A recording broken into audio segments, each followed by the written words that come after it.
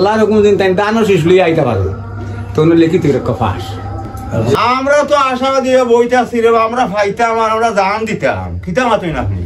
দলের নীতি আদর্শ ও মানবিক মূল্যবোধকে সামনে রেখে প্রতিদিনই গোলাপগঞ্জ ও বিয়ানীবাজার উপজেলা বিএনপির সদ্য প্রয়াত ও অসুস্থ নেতৃবৃন্দের বাড়ি বাড়ি যাচ্ছেন সিলেট ৬ আসনের সাবেক এমপি মরহুম ডক্টর সৈয়দ মকবুল হোসেনের তনয়া বিএনপি নেত্রী সৈয়দা আদিবা হোসেন,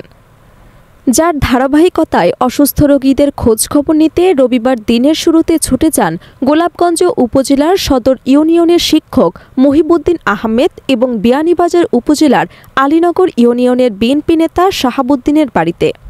এ সময় উপস্থিত জনতা আদিবা হোসেনকে দেখে বাবার স্মৃতিচারণ করে বলেন, উনি সামাজিকভাবে যতটুকু পড়ছে এমপি হিসাবে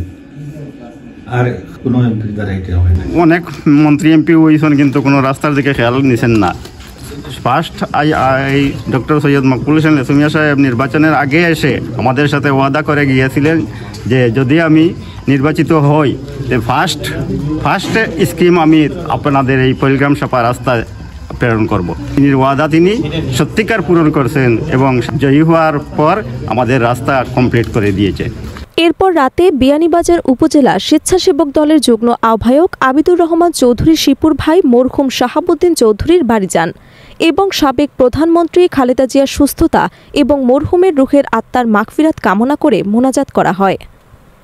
এদিন সৈয়দা আদিবা হোসেনের সফরসঙ্গী হিসেবে উপস্থিত ছিলেন সিলেট জেলা বিএনপির সাবেক তাঁতি বিষয়ক সম্পাদক ওহিদ আহমেদ তালুকদার, গোলাপগঞ্জ উপজেলা বিএনপির সহ সভাপতি আব্দুল কাদির সেলিম, বিয়ানীবাজার উপজেলা বিএনপির যুগ্ম সম্পাদক শিপলু আহমেদ, ক্রীড়া বিষয়ক সম্পাদক মানিক মিয়া, ধর্ম বিষয়ক সম্পাদক হাফিজ মশরুর আহমেদ, আমুরা ইউনিয়ন বিএনপির সাধারণ সম্পাদক আব্দুল গফফার কুটি, আলীনগর ইউনিয়ন বিএনপির সভাপতি সৈয়দ মোয়াজ্জেম হোসেন, লক্ষ্মীপাশা ইউনিয়ন বিএনপির সাধারণ সম্পাদক ফখরুল ইসলাম, চারখাই ইউনিয়ন বিএনপির সহসভাপতি ফয়জুর রহমান, বিয়ানীবাজার উপজেলা বিএনপি নেতা জমিল আহমেদ, গোলাপগঞ্জ উপজেলা যুবদলের যুগ্ম আহ্বায়ক রাজু আহমেদ, পৌর যুবদলের যুগ্ম আহ্বায়ক নুরুজ্জামান জুবেল ও পৌর ছাত্রদলের সদস্য সচিব টিপু সুলতান সহ প্রমুখ।